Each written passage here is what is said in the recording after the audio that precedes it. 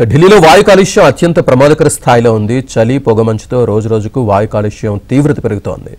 కాలుష్య నియంత్రణ కోసం ప్రస్తుతం ఢిల్లీలో గ్రాఫ్ 3 చర్యలు అమలవుతున్నాయి.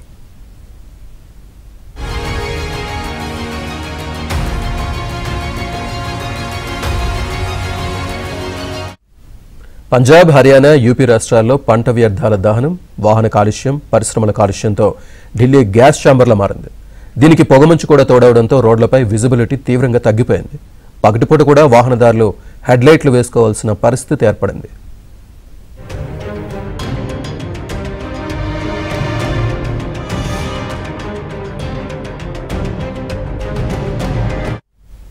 దీంతో ఢిల్లీలో పర్యావరణ శాఖ కీలక నిర్ణయం తీసుకుంది.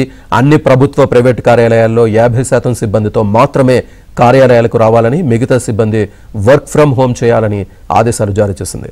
ఈ ఆదేశాలు తక్షణమే అమల్లోకి వస్తాయని అధికారులు తెలిపారు. అయితే ఆసుపత్రులు, ప్రజా రవాణా, నీటిపారుదల వంటి అత్యవసర విభాగాలకు మాత్రమే మినహాయింపు ఉంటుందని స్పష్టం చేశారు.